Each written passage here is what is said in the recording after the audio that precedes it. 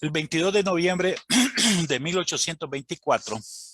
se aprobó la Constitución de la República Federal Centroamericana. Se le atribuyen defectos que no son más que la consecuencia natural de la filosofía política y de la doctrina que la inspiraba. Pero aparte de su aspecto técnico y jurídico, se ha dicho que la Constitución no se ajustaba a la realidad de Centroamérica y que los constituyentes habían actuado con un lirismo doctrinario que produjo graves y negativas consecuencias. Esta crítica es válida desde cierto punto de vista, sin embargo, debe analizarse teniendo en cuenta que la actitud que se objetaba en la Constitución de 1824 es común prácticamente a todo el constitucionalismo latinoamericano y en que se funda no solo la ideología política del momento, sino también en la mentalidad urbana de los constituyentes latinoamericanos del siglo XIX. Hay que tener en cuenta que para comprender esta actitud de nuestro constitucionalismo, en el periodo de la organización institucional posterior a la independencia, que no era posible en términos reales la creación de modelos a la redacción de textos derivados de nuestra propia experiencia histórica, política, por lo que había de ser en cierta forma ineludible la adopción de formas jurídicas importadas que resultado de la ideología que habían adoptado las élites nacionales venían coronadas del prestigio intelectual, ideológico, político de los estados modernos, esencialmente de Francia y de los Estados Unidos de Norteamérica. Tuvieron así los textos constitucionales una función programática, utópica y ritual de que carecen en sus lugares de origen y que se enlazan con la seguridad nacional, las instituciones vernáculas y políticas realistas. Así comprendida, la objeción adquiere su verdadera ubicación y su sentido real, la Constitución de 1824. El pretendido desajuste con la realidad, el invocado lirismo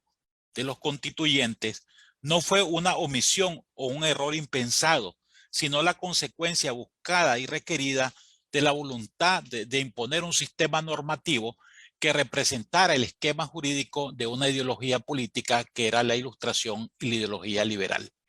Se produjo en consecuencia un conflicto, utilizando la expresión de Heller, entre la normalidad y la normatividad, porque en cierta forma y en determinadas materias reguladas por la Constitución no se estaba creando un derecho válido, sino un plan de derecho para el futuro. Esta oferta, utilizando nuevamente la expresión de Heller,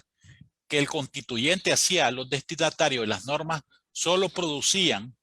naturalmente derecho vigente en la medida que las normas salen de su existencia en un papel para confirmarse en la vida humana. Con este punto de vista se comprende y se valora adecuadamente la Constitución Federal de 1824. No pudo, es natural, regular la totalidad de la vida política basada en una realidad que no se ajustaba al esquema normativo previsto constitucionalmente. Las vicisitudes de nuestra vida institucional en la primera mitad del siglo XIX no fueron causadas por la Constitución Federal, como la mayoría de los escritores conservadores aseveran, sino por profundas razones económicas, políticas y sociales. Considero que cualquiera que hubiera sido la solución institucional, Centroamérica había vivido igual un periodo de grandes conmociones, guerras civiles sucesivas y de falta de respeto por las soluciones basadas únicamente en el derecho y la voluntad electoral. Lo único que podría hacerse desde mi punto de vista era elaborar una constitución que significara un símbolo querido y respetado y que fuera lentamente acostumbrando al país a vivir sometido a una organización constitucional, acompañando y encauzando un proceso de madurez política y de progreso económico y social. Pero se creó un orden jurídico fundado en algunos principios que aún hoy se asienta a nuestro sistema y nuestras normas básicas, contempladas siempre como un ideal y un objeto necesario, que va ejerciendo poco a poco la docencia cívica, influyendo en un proceso lento y difícil de perfeccionamiento cívico y político de la República. Cuando la Constitución Federal entró en vigencia, Se creyó que con la aplicación habrían de resolverse todos los problemas del país y que desde aquel momento la República estaría sometida al gobierno de las leyes y no al gobierno de los hombres. Una república recién constituida, con escasa población, de conflicto permanente, no podría aspirar a una tranquilidad derivada del funcionamiento normal de las instituciones solo por el hecho que se sancionara una constitución.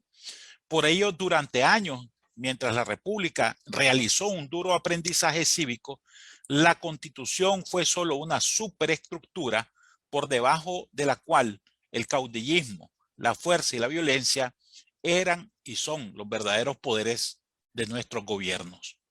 Sin embargo, las ideas que actúan para hacer posible la Constitución Federal de 1824 son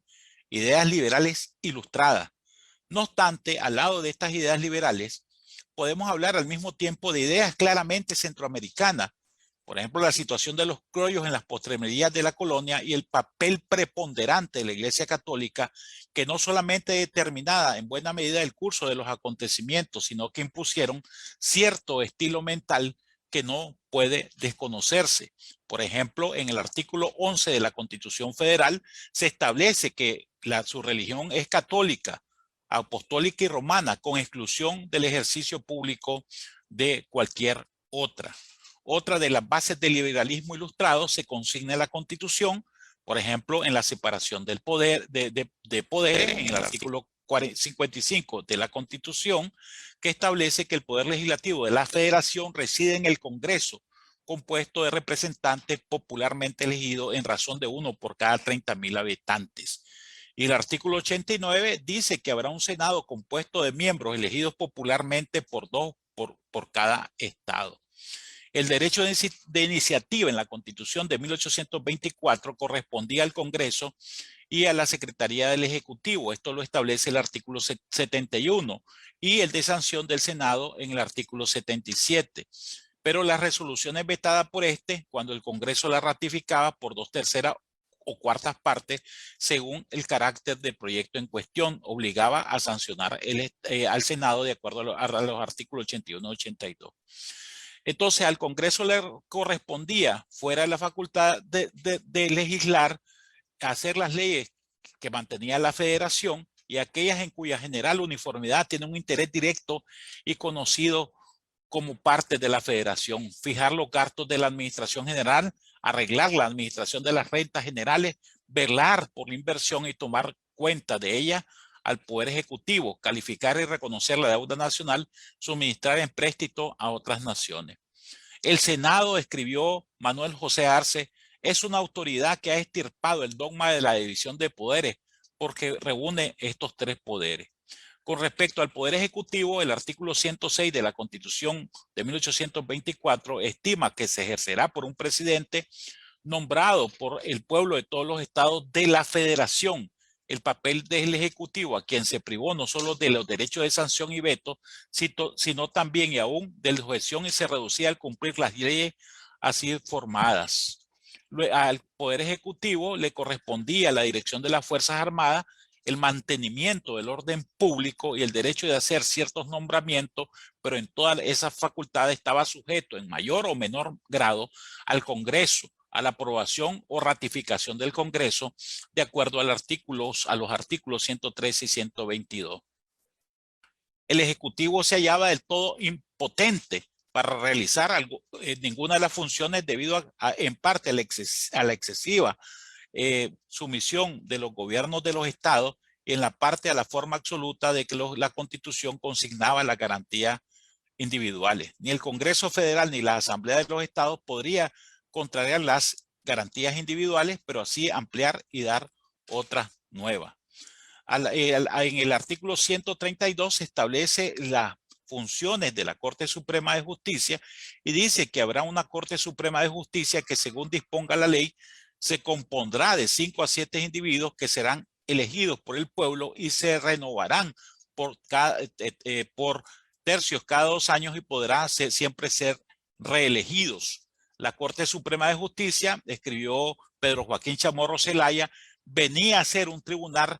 una mezcla de lo político y judicial, contradecía ese dualismo su carácter de poder independiente, pues en lugar de limitarse a dudas sobre el tuyo y el mío, en última instancia debía entrometerse en las controversias de los estados, pero ni siquiera supo aprovechar esa facultad, pues cuando comenzaron las diferencias políticas de los estados, no se impuso con su misión moderadora la Suprema Corte, ni intentó evitar esos choques. Sin embargo, lo que resulta más significativo es la aceptación por parte de nuestros primeros constituyentes del principio de soberanía popular. Esta aceptación significa admitir por entero la visión liberal. La declaración de esa fe liberal se formula en el preámbulo de la Constitución, donde dice que decretamos la siguiente Constitución para promover su felicidad, sostenerla en el mayor goce posible de sus facultades, afianzar los derechos del hombre y del ciudadano sobre los principios inalterables de libertad, igualdad, seguridad y propiedad, y establecer el orden público y formar una perfecta personalidad individual. Podemos afirmar que es posible que algunos diputados tuvieran acceso a diversos documentos constitucionales, pero fundamentalmente acudieron al pensamiento filosófico político del siglo XIX, del siglo XVIII, que es la idea de la Ilustración. Creo que sin temor a equivocarme que las constituciones de 1793 y 1795 de Francia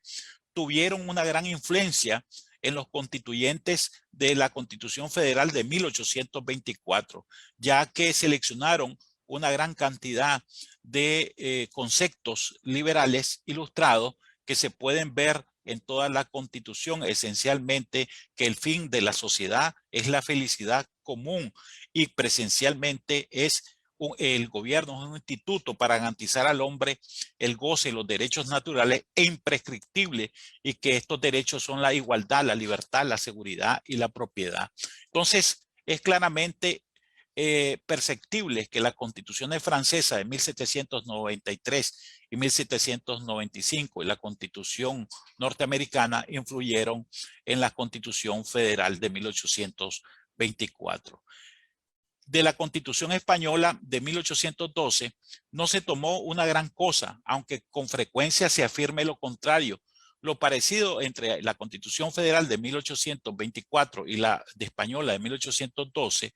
es la coincidencia en cuanto se hizo al reconocimiento de la unidad religiosa y específicamente también sobre el sistema electoral, que la Constitución de 1812 española lo toma de la Constitución francesa de 1791, pero modificándola por el añadido de un grado indirecto de elección de los diputados y de los senadores. El proceso electoral consignado en la Constitución era muy complicado y su ejecución requería de un largo proceso. La elección era indirecta y se verificaba por varias escalas en diversos tiempos.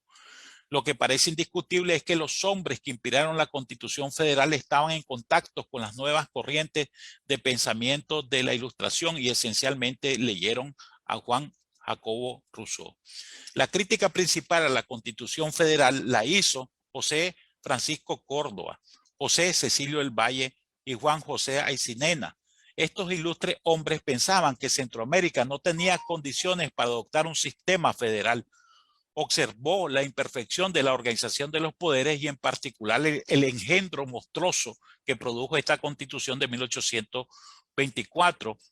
al crear un Senado que tenía poderes omnímodos y la falta de un federalismo que requería un sistema de perfección para esta Constitución. José Cecilio del Valle pensaba que la Constitución no se adaptaba a la realidad centroamericana y que, dijo en palabras, voló a un bello ideal, a un hermoso imaginario, a un perfecto del que no somos capaces. De los 4 poderes creados por la Constitución, el electoral, el legislador, el ejecutor, el juzgador, y ninguno de ellos